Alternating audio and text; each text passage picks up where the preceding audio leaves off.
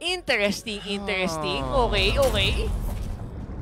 So, walang Lilia, walang Corona, walang ganon. Ang nakikita ko dito, ang tinatawag nating gulpi de gulat Gulpi de gulat. Kasi, take him by surprise! diba, magpapadilim si Kuya Zorn. Oh. So, habang nagtitipi-tipi siya, papadilim si Kuya Zorn. Pagkapadilim hindi ni mo Kuya makita. Zorn, hindi mo makikita Oo. kung saan manggagaling si Warlord. Kasi uumpisahan niya ang gera ngayon. Hindi ko alam kung yan ang mangyayari. Pero parang yun ang nakikita kong game plan eh. Yun ang nakikita kong plan of execution para dito sa Team Vamos. Again, very interesting. One of the reasons why this is a very entertaining team. Yan, ang kaya Team Vamos. inunahan na namin kayo kanina guys. Hindi mo masabing hindi entertaining ang teams mula sa Malaysia. Talagang mabibigyan kayo ng mga sorpresa na hindi mo inaasahan. Kasi pag inasahan mo yun, hindi na yung sorpresa. Here we go! Chibi looking like pwede siya siyang gumawa ng something. Pero good respect against this... look at that. Pero tinan mo, ang bilis. Ang bilis ni Chibi and Aurora dito already at level 3 within like the first few minutes ng first minute ng ating laban. So at some point, baka sakali na ma-activate kaagad sila habang maaga pa while they wait for the first turtle of the game. I like this. So the Suyo obviously is a very powerful pick na pag kinombo mo yan kay Eurokotsu, parang halos sure ito may mamamatay. Pero looks like si Marquino ang giging unang biktima dito ng Team Vamos. Yeah, that's a fundamental mistake there. Coming in from MyCam Evolve. Kailangan kasi alam mo muna kung saan nagpunta yung rotation ng kalaban before you do those cuts. Kasi kung sakali na mag-cut ka agad ng wave and Team Vamos is still trying to get most of the objectives within the jungle, mas mabilis kasi sila makaka-respo eh. So in return, ang ginawa ng Vamos is they went for their own charge at hindi na nangyari yun. At ito na naman, papalag na naman sila. They wanna go for it immediately. Pero si Chibi ang mamataan dito pero hindi na siya namataan kasi nga nag-Dark Knight Pulse na naman. Tapos nawala yung isa. Actually, dalawa pala. Make it 3 para sa Team Vamos at lumalabas na. Activated na. Ang aga-aga, Zorn. 2 minutes in the game. 4-0 para sa Malaysian team. I have to really commend Team Vamos dito. What a creative way to approach the mid trio. Hindi mo kailangan ng burst masyado kung tinatalunan mo naman yung kalaban mo at hindi nila alam kung paano mag-react. Wala silang damage at level 3, level 4, and they are just struggling to find a way out. Napakahirap ng sitwasyon na to para sa MyCam Evolve. Sinusubukan nilang patumbahin si Smooth and they were able to do that. Now Warlord, wala pa siyang ultimate at this point in time pero meron naman siya second skill para makatakas. And that is gonna be the first kill going on to the side of MyCam Evolve. Pero Team Vamos still in the lead. Very obvious in this point of the game. Alay muna si si Smooth. Sa ngayon, and for the meantime, they will be able to get a lot of farm onto Chibi. Free farm naman siya, 202 on that Joy right now, which means medyo malaki ang maging advantage niya mamaya pag nagsimulan sila sa kanilang pagong.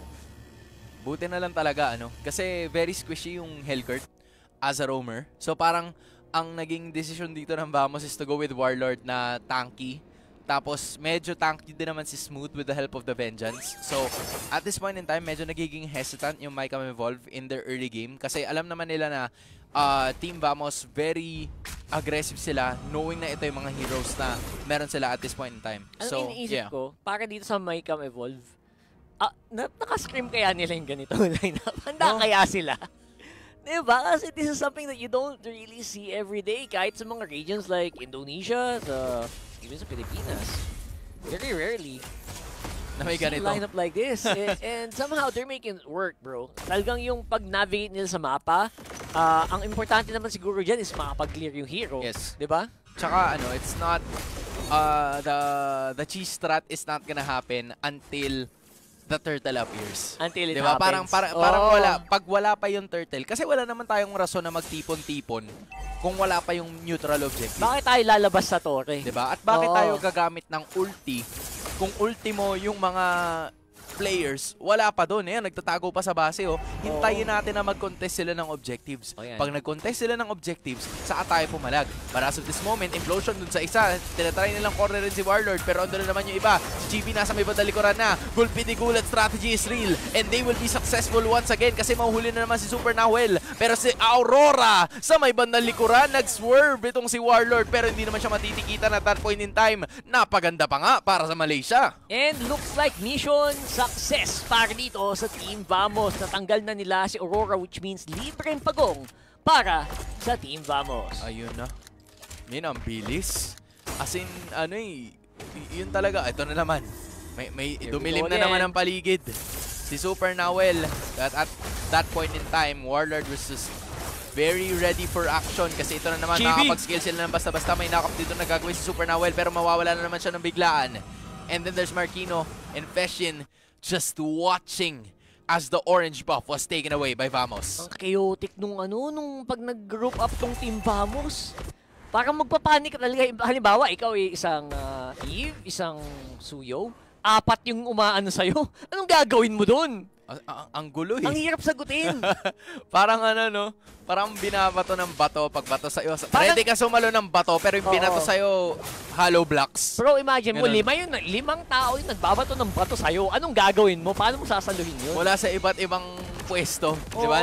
Dalawa lang naman yung kamay mo. Ang hirap doon. Diba? Tapos 5 yung babato sa'yo, wala ka talaga magiging choice doon. Yun yung nangyayari kila Feshin, kila Super Nahuel. Pag hindi nila alam paano sasagot, ang daming sabay-sabay po na sa Team Vamos na bumubuhos papunta sa kanila. This is really starting to be a very overwhelming game for the Argentinian team as they are looking for ways para makabawi dito sa laban na to. But Team Vamos seems like they already have Mycom's number.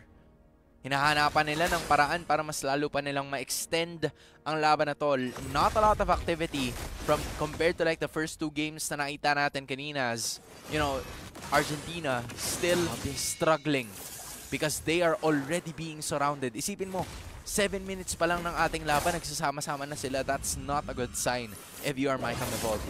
Kinakamping na sa jungle, bro. Nag-tent na. May tent, may apoy, may kumukulo ng tubig. Para dito sa Team Vamos, sa loob ng jungle, nitong Mycom Evolved. Oh, here we go. They're gonna try to go for a conceal. That's not the best decision there. Para sa Mycom Evolved, they just wasted a really crucial opportunity. So with that being said, hindi pa nga lumalabas yung turtle nung ginamit nila yon. So this will easily go to Team Vamos. And it seems like everybody else in Malaysia is currently happy right now. Nako, easy turtle, bro. Easy turtle eh. Easy turtle yun na yun eh. It is what it is. 2 letters. Oh, ang hirap. Easy turtle. It is what it is. And that easy turtle will mean na makakapag-push pa ng sagad itong sila Nets. Libreng-libre si Kuya mo Nets doon sa taas habang tumatrabaho lang sila Warlord dito sa may purple buff. Tapos kay Nets pa binigay yung Bruno, no? Out of all of the heroes na pwede niya sanang makuha, they're really gonna look forward to this. As Team Vamos, 7.4k. Dagdagan mo pa yan, magiging 7.5 na yan. Ayan o, tinan mo. Baka nga magiging 7.65. Bumaba. Sayang. Bumaba. Pero, yes, very, very possible. Kasi kung titignan mo yung mapa, tanging si Marquinho lang ng blue side ang nakakakuha ng mga ganap. At first item pa nga lang ni Super Nahuel. Isipin mo, 8 minutes. Tsaka pa lang nagkaroon ng first item. Yung roamer dito ng Mycom Evolved. That's how big of a margin ang nakikita natin sa pagitan ng dalawang teams. Napakalaking agwat. And kita mo halos hindi sila makagalaw, walang makuha. Ni yung mga green camps, di nila makuha ngayon doon sa kanilang jungle. So saan kukuha ng goal itong membro ng Team Mycom Evolved? At kahit na sobrang squishy ni Zorn, parang willing siya maging squishy. Okay lang sa kanya. Kasi alam naman niya na hindi naman niya kailangan pumalag ng sobra-sobra. Pakabahin mo lang yung kalaban. Oo. No? Pagka Dark Light Falls ka, pag nagpadilim ka na ng paligid, okay na. Diba? Mission success ka na. Mission successful ka na. Pero ang nahihirapan ako, ang hinahanapan ko ng pwesto dito, yung Mycom Evolved. Paano ba magiging mission failed successfully? Diba? Kasi ngayon, medyo nasa mission failed na yung ano nila eh. Yung ruta nila. Diba? Kailangan maging mission failed successfully.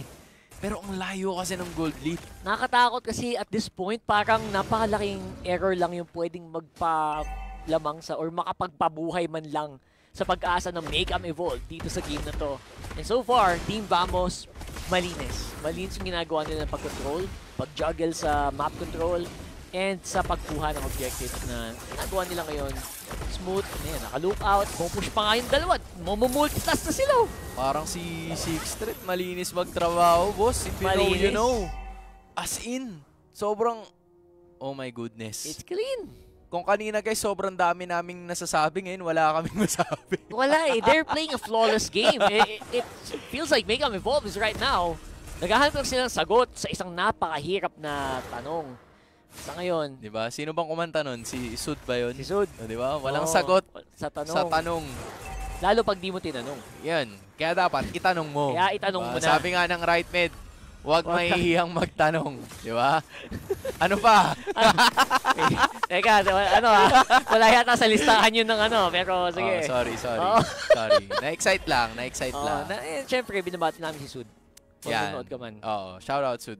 Alam ko nag-ML din yun eh. Kaya Tanya Marcoban, panood ko sila. Ayan, shoutout. Binabati ko Solid.